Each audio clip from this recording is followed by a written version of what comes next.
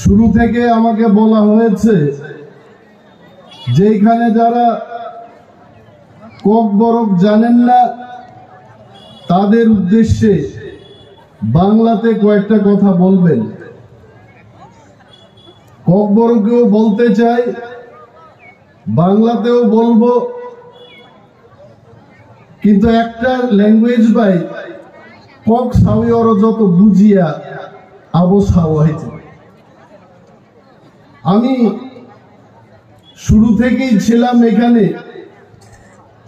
যিনি আজকে আমাদের মধ্যে যোগদান করবেন ভারতীয় জনতা পার্টির, উনি একজন ওয়ার্কার্স লিডার্স ছিলেন। উনি চাকমা ভাষায় যখন বক্তব্য করেন খুব ভালো লেগেছে। বিজেপিকে দুলিশাত করে 10 মিনিটের ফুটবল খেললেন উনি, খুব ভালো লেগেছে। ওনাকেও ধন্যবাদ জানাই। এবং গুরুমোহন বাবুর বক্তব্য আপনারা শুনেছেন। উনি ককবরকে যেটা বলেছেন সেটা হলো যে আমি ভিশন ডকুমেন্টের কথা বলতে বলতে শুকিয়ে গেলাম। এই 4.5 বছর ভিশন ডকুমেন্টের কথা কইতে কইতে আমি শুকায় গেলাম, কইছে তাই। এবং 5 বছর যদি থাকতেন বিজেপিতে উনি নাকি মারা যাইতেন। ওনারা বাঁচাইছেন কে? তিপ্রামথা এবং আমাদের বুবাগরা, কারণ উনি বিজেপি দল ছাইরা তিপ্রামথাতে আইছেন। সুন্দর কথা। মহান ব্যক্তিরা বেশি কথা বলে না, কম কথাতেই তারা সবকিছু বুঝায় দেয়। উনি বলেছেন যে বিজেপির কথার কয়ে কি লাভ হইব? লাভ না হইলেও ক্ষতিটা কমাইতে হইব। বিজেপির কথা কইতে হইব। আমি এখানে মহিলাদের যখন দেখি বিজেপির ভিশন ডকুমেন্টে 2018 সালে একটা কথা কইছিল তারা, ওই সমস্ত মেয়েদের যারা লেখাপড়া করে তাদের বিনামূল্যে বলে তারা লেখাপড়া করাইব। কেউ বিনামূল্যে বিনা খরচে লেখাপড়া করার সুযোগ পাইছেন? পাইছে না। বরঞ্চ ত্রিপুরা রাজ্যে এই বিজেপির সরকার বিদ্যা জ্যোতি প্রকল্প নাম দিয়া কয়েকটা স্কুল রে কইছে তুমি বিদ্যা জ্যোতির স্কুল। এখন ওইখানে এডমিশন নিতে গেলে 1100 টাকা নেয় এরা। এইদিকে লেখে তারা বিনা খরচে লেখাপড়া করাইব। লেখাপড়া আর হইছে না। এখন টাকা নিয়ে কোটি কোটি টাকা সরকার ছাত্র ছাত্রীর থেকে টাকা নিতেছে। এই হচ্ছে বিজেপি। আগে কইছিল এরা কি কইছে? এরা ঘরে ঘরে মোবাইল ফোন দিব, স্মার্টফোন দিব। স্মার্টফোনের অর্থ জানেননি আপনারা? স্মার্টফোন হইছে, আমি আমার একটা স্মার্টফোন আছে, আমার কাছেও আছে। এটা আমার চেহারা দিয়ে আমি এটা লক করছি। চশমা লাগাই আমার চেহারা দিয়ে মোবাইল ফোনটা লক করলাম, এটা লক। আর আমার চেহারা দেখাইলে এটা খুলে আর আমার গুড মর্নিং বলে। একদিন চশমা বুইলাইলাম বাড়িতে, মোবাইল ফোনের দিকে তাকাইলাম, চশমা আর খুলে না, মোবাইল আর খুলে না। এইটাই যে স্মার্টফোন। এই স্মার্টফোন দিব কইছে তারা ঘরে ঘরে। ছেলে মেয়েদের স্মার্টফোনের দেখা নাই। আরো এরা কইছে কই আপনারা চাকরির জন্য চিন্তা করেন না, প্রতি বছর বলে 50,000 চাকরি দিব ত্রিপুরা রাজ্যে। আমি আকাশের দিকে চাইয়ে দেখলাম 50,000 চাকরি যদি রাস্তা দিয়ে আইয়ে দুনিয়ার সমস্ত ব্রিজ ভাঙে যাইব এত চাকরি আইলে। এদিকে আকাশ দিয়া পড়বনি, আকাশ দিয়া চাকরি আইবনি, চাকরি আইছে না। এইসব মিথ্যা কথা কে কইছেন জানেননি? একজন ব্যক্তি দিল্লি থেকে হেলিকপ্টারে প্যারাশুট দিয়ে নামছে ত্রিপুরা রাজ্যে 2017 সালে। কইছে আমি সব আমি ছাড়া আর কেউ কিছু না। ওই লোকটা এখন ত্রিপুরার মুখ্যমন্ত্রী। এই পর্দারে ছাইরা ভাইতে হইতে ছাইরা যাইতে, কারণ মিথ্যা কথা কইতে কইতে মানুষের মন্ত্রীর গাড়ি থামায়া বা হাত দিয়া গাড়িতে নাইমে অমিতাভের মতো ঘুষি মারতে আরম্ভ করবো, এর আগেই বাইকে গেছে গা দ্বীপ থেকে। এখন মানুষের কই এই লোকটা কইটা তো ট্রান্সফার সার্টিফিকেট নিয়ে দিল্লিতে রাজ্যসভার মধ্যে বই দিচ্ছে। এখন এটা বলা আইনসভা। আমি আপনাদের কই মানুষ কিন্তু এটা ভুলে গেছে না, মানুষ সমস্ত কথা মনে রাখছে। বিজেপি কিটা জানেননি আপনারা? বিজেপি বললে কিচ্ছু আসিল না। বিজেপির একটা আছে বি আর একটা ছিল জে আর কি, এই তিনটা ছাড়া বিজেপির কিচ্ছু ছিল না ত্রিপুরা রাজ্যে। বিজেপি মানে কংগ্রেস প্লাস সিপিএম এর কিছু লোক ইকুয়াল টু বিজেপি। এই বিজেপি মিথ্যা কথা কইতে কইতে আজকে পূর্ব মোহন বাবু আমাদের দলে, সুদীপ বর্মন, আশিস সাহা কংগ্রেসে, সমস্ত আইপিএফটির যারা তারা সমর্থন করছিল, একে একে আজকে বিজেপির লগে নাই। কয়েক মাস আগে বিজেপির নেতাদের প্রেস মিট দেখলাম। প্রেস মিটে তারা কইতো ওই আমরা 60-এর মধ্যে 60 আসন দখল করব। আমি কই 60-এর মধ্যে 60 কেমনে দখল করব? এরা আইপিএফটি যখন সঙ্গে আসিল তখনই বেটারা 60-এ 60 পারছে না, আর এখন আইপিএফটি তো প্রায় শূন্য, এটার মধ্যে কিচ্ছু নাই। একটা বৃদ্ধ লোক বই দিচ্ছে, এই বৃদ্ধ লোকরে প্রেসের তারা জিগাইলে কথা কইতে পারে না, করে খালি। এই লোকটারে নিয়ে 60-এ 60 যারা জিতবো। আর গতবার এই আমাদের গেল যে তীব্রামথার আস্তাবল ময়দানের জনসভা দীক্ষা, এখন ত্রিপুরা রাজ্যের প্রদেশ সভাপতির সেই দিন প্রেস মিট দেখলাম, তাইনে কইছে ওই 60টার মধ্যে বেশি না জিতলেও তো 36টা সিট আমরা জিতবো। আরে এটা 60-এর থেকে করে 36-এ নামছে, এটা নাইমে গেছে গা। এক তীব্রামথার জনসভা দীক্ষা, এর আর 60 থেকে স্বপ্ন এখন 36-এ। আর এই দিন মোদি বাবু আইছেন আগরতলাতে, 13 প্রকার নাচ গানের ব্যবস্থা করছে। কোথাও রিয়াং ডান্স, কোথাও দেবরমার ডান্স, কোথাও ডার্লংয়ের ডান্স। মাঠের মধ্যে লুক নাই। করছে কি তা 20,000 চেয়ার আনছে। 22 কোটি টাকা খরচ করছে মোদি বাবু আইতে। পেচ্ছাপ করতে 1 কোটি টাকা খরচ করবো, বানাইছে পেচ্ছাপের ঘর। চেয়ার আনছে 20,000, লোক নাই। পরে দিয়া 10,000 চেয়ার গুটায় মাঠের থেকে বাইক দিয়ে দিচ্ছে। আর মাঠের মধ্যে যারা বইছে এটা বিজেপির লোক না, এটা আশা কর্মী, টিসিএস অফিসার, পুলিশের লোক, সমস্ত কেরানি, গভর্নমেন্ট অফিসাররা বইয়া মাঠ সাজাইছে, তারপরেও লোক নাই। মোদি বাবু খালি হাইসা হাইসা কয়েকটা কথা কইছেন, कोई इतना आदमी है मैदान में, जितना है मैदान के बाहर 10 गुना आदमी है। নরেন্দ্র মোদীর চুপটা কি ভগবানের চুপ নি যে মাঠের বাইরে দেখছেন তাই?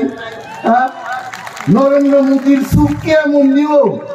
আমি এইখানে দাঁড়ায় বক্তৃতা করতেছি, এই বিল্ডিং এর পেছনে কেমন লোক আছে আমি দেখবনি, গ্রামটা মানুষের চোখ। আর এদিন নরেন্দ্র মোদী লজ্জা দাখনের জন্য কইছে, কয় ময়দানে অর্থাৎ মাঠের মধ্যে যা লোক আছে তাই নমস্কার করার জন্য বলে আরো 10 গুণ মাঠের বাইরে লোক আছে। আসলে বিজেপির সমস্ত নেতা নেত্রীরা এখন জানেন ত্রিপুরা রাজ্যে আপনারা স্লোগান তুলে দিবেন, এরা তো জানে। মা বোনেরা কইতাছে, পাহাড়ি বাঙালি সবাই কইতাছে তীব্রামথা একাই আইতাছে, এইটা হবে আমাদের স্লোগান। পারবে না, এরা কোনোভাবেই পারবে না। আমরা শুনলাম এদের বাজেট বললে 1200 কোটি টাকা ত্রিপুরারে কিনা লাইব। আরে এত সহজ না। এখানকার পাহাড়ি বাঙালি মানুষ যারা সত্যিকারের সম্প্রীতি চায়, যারা ত্রিপুরা রাজ্যের উন্নয়ন চায়, তারা আজকে বুঝতে পেরেছে বিজেপির এই মিথ্যা কথায় আর চিরা ভিজবে না। চিরা ভিজাইতে গেলে জল দিয়া ভিজাইতে দিব, কথাই চিরা ভিজত না। এই কয়েকটা মুখস্থ বরফ কইয়া ত্রিপ্রাসাদের মন জয় করা সম্ভব না। যদি ত্রিপ্রাসাদের মন জয় করতে হয়, গ্রেটার ত্রিপ্রালেন নিয়ে কথা বলুন, তবেই কথাই চিরা ভিজবে না, জলে চিরা ভিজবে। আর গ্রেটার ত্রিপ্রালেন মানে কিটা? গ্রেটার ত্রিপ্রালেন মানেই তো ত্রিপ্রারাই থাকবো এই কথা না। আমাদের বর্তমান এডিসি এরিয়া এবং এডিসির বাইরে যেখানে ত্রিপ্রারা আছে, এইটারে নিয়ে একটা ত্রিপ্রালেন করেন। এই ত্রিপ্রালেন হলে সেই ত্রিপ্রালেন্ডের ভিতরে পাহাড়ি বাঙালি, মুসলিম, মণিপুরি, বাঙালি সমস্ত অংশের লোক আমরা রিয়েল সম্প্রীতি নিয়ে চলবো। এইটার নাম হচ্ছে গ্রেটার ত্রিপ্রালেন। আরে বাঙালিরা ভয় দেখায়, কই ত্রিপ্রারা আলাদা হয়ে দিব। ত্রিপ্রারা প্রশাসনিক ভাবে আলাদা ক্ষমতা চায়। এইটার অর্থ কি নতুন বাজার রে? আপনারা ওই কি বলে সিনার যেভাবে এটা বাইঙ্গা ফালান, এইভাবে পারবেননি। এই নতুন বাজারটারে দুই ভাগ করে জমি ভাগ করে নেন জীবনী, এইরকম হইতো না। নতুন বাজার নতুন বাজারেই থাকবো, প্রশাসনিক ভাবে আলাদা ক্ষমতা চাই, এই হলো কথা। আর বিজেপিরা তারা সর্বদাই বলে আমরা বাঙালি হিন্দুর জন্য আমরা এখানে কান্দাছি। আরে আসল কান্না তো ত্রিপ্রারা কাঁদছে। 1971 সালে পাকিস্তান এবং ভারতের মধ্যে বাংলাদেশ গঠনের জন্য যখন যুদ্ধ হয়, লক্ষ লক্ষ বাঙালিরা যখন ত্রিপুরাতে আসেন, তাদেরকে জায়গা দিয়েছে ত্রিপ্রারা এবং ত্রিপ্রাসারা দিয়েছে আপনাদের জায়গা। আপনারা ভুলবেন না এই কথা। এখনো যদি বাঙালিরা বিপদে পড়ে, ত্রিপ্রারা আপনাদের পাশে দাঁড়াবে। এটা আমাদের অঙ্গীকার, এটা আমাদের প্রতিশ্রুতি আপনাদের কাছে। কারণ ত্রিপ্রারা কাউকে নির্যাতন করে না। ভয় কিসের? আরে বিজেপি যে তো মায়া কান্না কাঁদে, বিজেপিরে বলেন না বাংলাদেশ ভারতবর্ষের যে আয়তন, বাংলাদেশের আয়তন একটা নারিকেলের সমান না। মোদিজি তো বাঙালির জন্য কান্না কাঁদেন।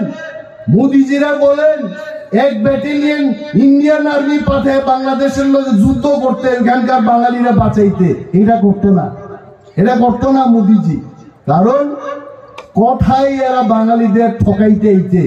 আমি সেদিন মোদিজির বক্তৃতা শুনলাম, কত 3,400 কোটি টাকা খরচ কইরা গৃহ প্রবেশ বলে করব। আরে মোদি বাবু, আপনি তো ঘরই বানাইছেন না, কোন ঘরে ঢুকবেন? হ্যাঁ, এই প্রথমবার দেখলাম ভারতবর্ষের প্রধানমন্ত্রী গৃহ নির্মাণ না করে বলে গৃহ প্রবেশ করে লইব। হ্যাঁ, বিয়ের আগেই যদি সন্তানের জন্ম হয়, সমাজের মধ্যে আইন কানুন থাকতো না, শেষ হয়ে যাবো। কইছে যে জনজাতিদের জন্য আমরা খরচ করছি, কোথায়? এদের ভিশন ডকুমেন্টের কথা আপনারা মনে করে দেন তাদের। এরা বলেছে যে 2022 সালের মধ্যে ঘরে ঘরে পানীয় জলের ব্যবস্থা হইব। কই হইছে পানীয় জলের ব্যবস্থা? করবুকের এখানে গিয়া দেখেন, শিলাছড়িতে গিয়া দেখেন, রাইমা বেলিতে গিয়া দেখেন, গন্ডাছড়ায় গিয়া দেখুন, সেখানে পানীয় জলের পর্যাপ্ত কোনো ব্যবস্থা নাই।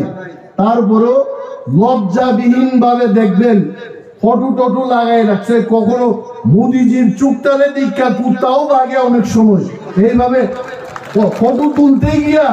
আরে সবসময় তো তাইনেরও মুড ভালো থাকে না, হাসতে হাসতে কখনো টেনশনে এমনে দেখে তখন ফটো তুলে আনছে এরা। কুত্তাও বাগে অনেক সময়। এই ফটো লাগাই কি দেশের মধ্যে আমার এই জীবনে আমি এত পোস্টার, প্রধানমন্ত্রী এত পোস্টার দেখছি না। রেলওয়ে স্টেশনের মধ্যে মাইনছে এখানে পেচ্ছাপ করে এখানে মোদিজির ফটো লাগাই রাখছে, প্রতি ঘরে সুশাসন। আরে প্রতি ঘরে বলে সুশাসন। কি সুশাসন নিতে? আপনি আমার একটা জানালা দিচ্ছেন, এটা ঘর তো দূরের কথা, একটা জানালা দিচ্ছেন আপনি প্রতি ঘরে সুশাসন করছেন। বিরোধী দল বক্তৃতা করতে পারে না। ত্রিপুরার পূর্বতন মুখ্যমন্ত্রী মানিক বাবুরে দিল্লায় যেখানে গেলে বিল মারে, এটা বুঝি সুশাসন? বিরোধী দলের এমএলএ রাস্তার মধ্যে পিটা খায়, থানা বাবুরা এফআইআর নেন না, এটা বুঝি সুশাসন? আর পোস্টার লাগাইলেই সুশাসন নিব? তো আমরাও পোস্টার লাগাই কমো মোদি বাবু খুব এক, আর লাগতো না, আপনার দরকার নাই ত্রিপুরাজ্যে। এইভাবে হবে না, এটা সুশাসন না। ত্রিপুরা মাথায় এই জায়গাতে দাঁড়ায়া মহারাজারা যারা ত্রিপুরা রাজ্যের সত্যিকারের যারা শান্তি সম্প্রীতি রক্ষা করেছেন, মুসলমানদের জন্য যারা মসজিদ তৈরি করেছেন, মণিপুরীদের জন্য যারা এই ত্রিপুরা রাজ্যে স্থায়িত্ব ঠিকানা তৈরি করে দিয়েছেন, বাঙালিদের জন্য নোয়াখালী দাঙ্গায় যখন বাঙালিরা বিধ্বস্ত ছিলেন, তখন সেই বাঙালিদের এখানে আশ্রয় দিয়ে মহারাজারা সত্যিকারের সম্প্রীতি দেখিয়েছেন। সেই মহারাজদের উত্তরাধিকারী যিনি আমাদের এখনো মহারাজা, জীবন্ত মহারাজা প্রদ্যুৎ কিশোর মানিক, উনি উঠে এসে বললেন যে ত্রিপুরা মাথায় একমাত্র রাস্তা এই ত্রিপুরার যে পাহাড়ি বাঙালি সমস্ত অংশের মানুষের মধ্যে সম্প্রীতি স্থাপন করা।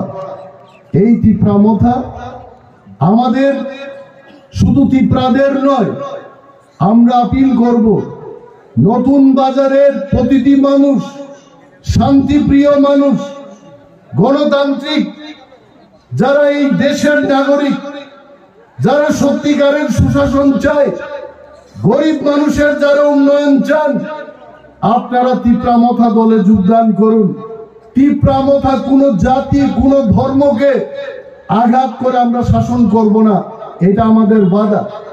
এবং আমরা বলছি যে ত্রিপুরা রাজ্যে প্রায় 1 লক্ষের অধিক চাকরি আজকে ব্যাকলগ, এই শূন্য পদগুলো পূরণের জন্য আমরা আপনাদের কথা দিচ্ছি, যদি আমরা সরকার গঠন করতে পারি, এই রাজ্যের বেকারদের আমরা সঠিক পথ দেখাবো, তাদের সত্যিকারের কর্মসংস্থান আমরা করে দেখাবো, যেটা বিজেপি করতে পারে নাই। এই কথা কইলে অনেকে কইব নীলেশ বাবু তাই তো জীবনে মন্ত্রী হইছেন না, এত বড় বড় কথা তাই কেমনে কয়? আসলে বড় কথা, সত্য কথা যারা কইতে পারে তাদের মনের সাহস থাকতে হইব, যারা সত্যিকারের কাজ করতে চায়। আমরা বিপ্লব বাবুদের মতো মিথ্যা কথা বলি না। ত্রিপুরা মাথা যা বলে ত্রিপুরা মাথা তাই করবে, এটা সময়ের অপেক্ষা মাত্র। 2 মাস সময় আপনারা অপেক্ষা করুন। আজকে আমরা বিজেপিকে বলছি, ত্রিপুরা মাথা যেভাবে আজকে কাজ করছে ত্রিপুরা রাজ্যে, মাতাবাড়ি জিতবেন? মাতাবাড়ি কি বিজেপি জিততে পারবেন? এই বীরগঞ্জ কেন্দ্র আপনারা জিততে পারবেন? আপনারা বদলিশপুরে জিততে পারবেন কিনা আপনারা চিন্তা করুন। কল্যাণপুর প্রমুখনগর আপনারা জিততে পারবেন কিনা আপনারা জিজ্ঞেস করুন। পানিসাগর কেন্দ্র আপনারা জিততে পারবেন কিনা আপনারা জিজ্ঞেস করুন নিজেকে। মোহনপুর বিধানসভা আপনারা জিতবেন কিনা আপনারা প্রশ্ন করুন। কারণ তার কারণ হবে ত্রিপুরা মাথা, দিকে দিকে শুধু ত্রিপুরা মাথা। আর ত্রিপুরা মাথার যে 20টা সিট, 20টি সিটের মধ্যে আজকে নতুন বাজারও আমরা প্রমাণ করে দিয়েছি, পাহাড়ি, বাঙালি, মুসলিম, মণিপুরি সমস্ত অংশের মানুষ এই ময়দানে এসে আমরা প্রমাণ করে দিয়েছে যে ত্রিপুরা মাথাই ত্রিপুরার ভবিষ্যৎ। ত্রিপুরা মাথা ছাড়া আর কোনো পথ নেই। এক সাংবাদিকের কানের কাছে আয়ে তুলতে আমারে কয়, স্যার 1 মাস আগে এখানে ত্রিপুরার মুখ্যমন্ত্রী মানিক সাহাই ছিলেন, মানে হীরা যুগে। এখন কি যুগ? আগে আসিল লোহা যুগ, কলি যুগ, স্বর্ণ যুগ, আর এটা কি যুগ? কয় হীরার যুগ। কম কথা না। আমি সেদিন একটা দোকানে আংটি কিনতে গেছিলাম, ছোট্ট একটা হীরা লাগানো, এটার দাম 2.5 লক্ষ টাকা। আরে সভ্য না। তাহলে আমি ভাবছিলাম আগে সোনার চেয়ে হীরার দাম কম হইব, কিন্তু দেখলাম সোনার দাম কিচ্ছুই না হীরার দামের কাছে। তো এই হীরার যুগে আমরা আছি। হীরা যুগের মুখ্যমন্ত্রী এখানে আইছিলেন, আমি ওনাকে সম্মান করি, শ্রদ্ধা করি এজ এ পার্সন, কিন্তু বিজেপির মুখ্যমন্ত্রী হিসাবে উনি কিন্তু অনিল কাপুরের যে সিনেমা নায়ক সিনেমার মুখ্যমন্ত্রী, যেটা বিপ্লব বাবু 4.5 বছরে কিছুই করতে পারছেন না, মানিক বাবুর কাঁধের উপরে দিছে, কই মানিক তুমি যা পারো এখন কইরা দেখাও। এটা সম্ভব নি। আইনের পিছনে পিছনে কম্পিউটার গলার মধ্যে জুলাইয়া টাইপ করলো, ও ত্রিপুরা রাজ্য আর হীরার যুগ আইতো না, ত্রিপুরা রাজ্য আর আইতো না, তাই আইছিল বলে এখানে সমস্ত আশা কর্মী, অঙ্গনবাদী ওয়ার্কার এইগুলোর আইন না মাঠে বয়াও বলে আমরা যে লোক সংখ্যা করলাম আজকে, এইটার 3 ভাগের 1 ভাগও বলে লোক দিচ্ছে না। তার মানে আপনারা বুঝছেন মুখ্যমন্ত্রী, আমি তো মুখ্যমন্ত্রী না, আমি একজন সাধারণ লোক, অটোনমাস ডিস্ট্রিক্ট কাউন্সিলের ডেপুটি সিএম মাত্র, আমি সিএমও না, ডেপুটি, অর্থাৎ সিএম এর পরবর্তী পোস্টটা। অবশ্য সিপিএম এ আগে এইসব ডেপুটিরে খুব ভালোভাবে বুঝাইতো। নিপেন বাবু আসিলেন মুখ্যমন্ত্রী, দশরথ বাবু হইছেন উপমুখ্যমন্ত্রী। গ্রামে কি প্রাণারে গিয়া বুঝাইছে কমরেডরা, কয় মুখ্যমন্ত্রীর উপরের মন্ত্রী সে উপমুখ্যমন্ত্রী, কম না। আর আমরা রিয়াং, ত্রিপুরা, জমাতিয়া, দেববর্মা তার নাইচা নাচতে নাচতে এরা মিছিলের মধ্যে আইতো, কই নিপেন বাবু হইছে মুখ্যমন্ত্রী, মুখ্যমন্ত্রীর উপরের মুখ্যমন্ত্রী উপমুখ্যমন্ত্রী দশরথ দেব, আর কি লাগে। আইছে ঠকাইছে, ঠকাইতে ঠকাইতে এরাও গেছে গা 25 বছর। এই নতুন বাজারে শান্তনু জমাতিয়া উনি ইএম ছিলেন, আর বিজেপির মনে হয় সরকার আয়ে বসছিল তখন। এই মোটর স্ট্যান্ডের কোথাও বিজেপির কতিপয় নেতারা শান্তনু বাবুর লগে এক কমরেড আইছিল, উনারে বলে কলারে দুইরা কইছে, কয় 25 বছর ঠকাইছেন আর কত বছর ঠকাইবেন, এটা আমার কথা না। তো এইরকম বহু কমরেডের কলার নাই, বাজারে গেলে দেখবেন এক অংশের কলার ফুইরে গেছে গা, এর কলার টাইনা আগে যে 25 বছর ঠকাইছিল এরার কামু শেষ, এরাও কইতাছে কিন্তু আমরা আবার আসছি। কিছু লোক এখনো স্বপ্ন দেখে 93 সালের কায়দাই বলে আইব, ভাই আইতো না, কারণ 93 সালে গাদা বন্দুক দিয়া সারা পাহাড়ের মধ্যে এমন সন্ত্রাস করছিল, এই সন্ত্রাস দিয়া আর ত্রিপুরাতে আসবে না। ত্রিপ্রাসার এখন জায়গা উঠছে, 13 লক্ষ ত্রিপ্রাসা এখন থামছা, আমরা আর এই সব হতে দেব না, আমরা ত্রিপ্রামথাকে ভোট দেব।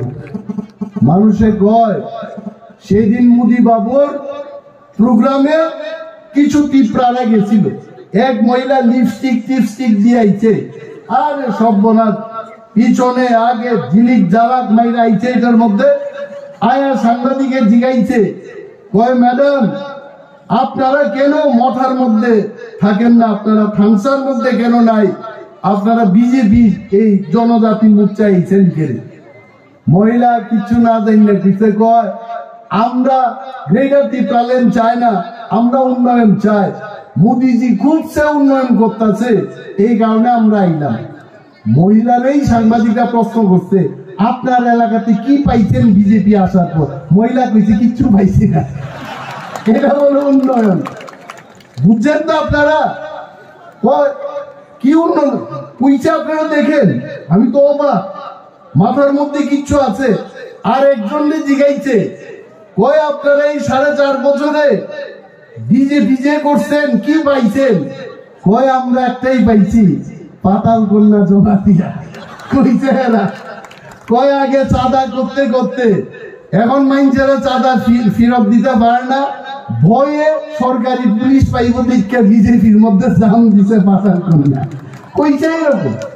তো এই যে অবস্থা ত্রিপুরা রাজ্যের মধ্যে, আজকে নতুন বাজারের ব্যবসায়ী বন্ধুদের, সুনাগরিক বৃন্দদের, শিক্ষিত অংশের মানুষকে আমাদের আপিল থাকবে, ভয় নেই, ভয় কিসের?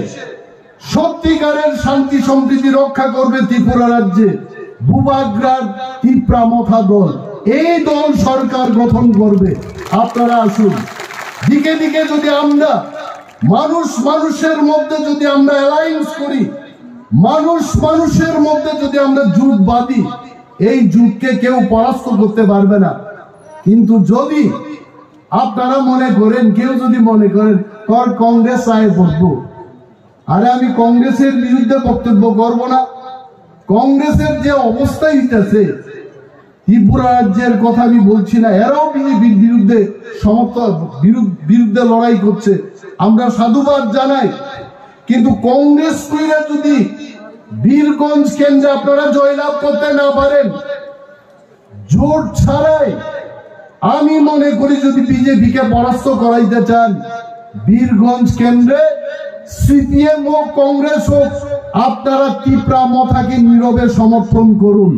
আমরা হারাবো এই বীরগঞ্জ কেন্দ্রে, আমরা বিজেপিকে আমরা হারাবো। পারবুনি আমরা হারাইতে? আমরা কি হারাইতে পারবো? আমরা বীরগঞ্জ কেন্দ্রে তীব্রামথার প্রার্থী দিয়ে বিজেপিকে আমরা পরাস্ত করব এবং রঞ্জিত বাবুকে আমরা উত্তর দেব। মাকড়ায় আর হইতে দিতাম না। অমরপুরের পায়খানা মাকড়ায় নিয়ে গিয়া প্রসেস এটা হইত না। অমরপুরের পায়খানা আগরতলায় নিয়ে যাবো, আমরা এখানে পরিশুদ্ধ করবো।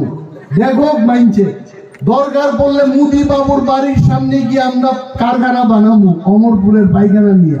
হ্যাঁ, আসুন সবাই ঐক্যবদ্ধ ভাবে আমরা লড়াই করব। চিনি বরঙ্গ মাসাও অনেকে আমাকে বলবে, অনিমেষ বাবু দেখি আজকে নতুন বাজারে গিয়া খালি বাংলায় বক্তৃতা করছেন, কক বরফ ছাই মায়া যা। আরে কক বরফ মানো, কক বরফ মান ভালো, ওয়ানসা কক বরফ মাইয়ার ওপতঙ্গ বরফ খানা মুসুম যাবো হাইতে ওয়ানসার তাকলাই বুবা গ্রানক মুটিনা মুসুম যাবো। ওয়ানসা যদি গ্রেটার ত্রিপুরাল্যান্ডের মধ্যে থাকতে চায়, ওয়ানসা যদি গ্রেটার ত্রিপুরাল্যান্ডের জন্য যুদ্ধ করতে চায়, ত্রিপুরাদের কি আপত্তি আছে? আজকে আমাদের তীব্রামথা দলে আমরা ত্রিপুরা সিটিজেন্স ফেডারেশন গঠন করলাম। ওই ত্রিপুরা সিটিজেন্স ফেডারেশনে ত্রিপুরা রাজ্যের সমস্ত অংশের মানুষ এই ফেডারেশনে থাকতে পারবেন এবং তার মধ্য দিয়ে তীব্রামথা দিয়ে আমরা বিজেপিকে প্রতিরোধ করবো এই ত্রিপুরা রাজ্যে। বিজেপি যাই বলো, 1200 কোটি টাকার বাজেট করো, আমাদের একটাই অঙ্গীকার হবে এইবার যে তাদের এই অপশাসন, দিন দাহারে যে চুরি ডাকাতি, মানুষের উপর যে নির্যাতন দিন দাহারে, তাকে আমরা প্রতিরোধ করব, তাকে প্রতিহত করব এবং তার জন্য সমস্ত অংশের মানুষকে জোটবদ্ধভাবে তীব্রামথাতে ভোট দিয়ে তীব্রামথাকে জয়লাভ করাতে হবে। আর সরকার ভাইকে আমরা বিজেপির শাসন থেকে মুক্ত হতে পারবো। আর একটা কথা বলি, বিজেপিরাই খালি ওই কি বলে প্রশান্ত কিশোর অমক কিশোররে দিয়া এরা সার্ভে করায়। আমরাও ত্রিপুরা রাজ্যের মধ্যে একটা নিরপেক্ষ সার্ভে আমরা করাইলাম এবং সেই নিরপেক্ষ সার্ভেতে বলে যে ত্রিপুরা রাজ্যে আজকে যদি নির্বাচন হয়, তীব্রামথা মিনিমাম 34 থেকে 38টা সিট নিয়ে আমরা একাই ক্ষমতা দখল করব। এটা আমাদের কথা না, আমাদেরও সমীক্ষক আছে। কিন্তু বিজেপিরা বলবে যে তীব্রামথার তো শুধু 20টা সিট, 20টা সিটের মধ্যে আর আমরা আবদ্ধ থাকবো না। 50টা সিটে তীব্রামথাও প্রতিদ্বন্দ্বিতা করতে পারে। জেনারেল সিটে রিয়াঙ্গু দাঁড়াইতে পারবো, চাকমাও দাঁড়াইতে পারবো, সবাই দাঁড়াইতে পারে।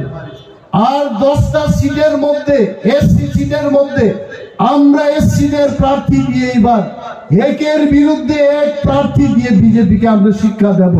যদি তারা ত্রিপুরার সত্যিকারের উন্নয়ন চায়, দেখাক আমাদের বিরুদ্ধে লড়াই করে দেখাতে পারবে না।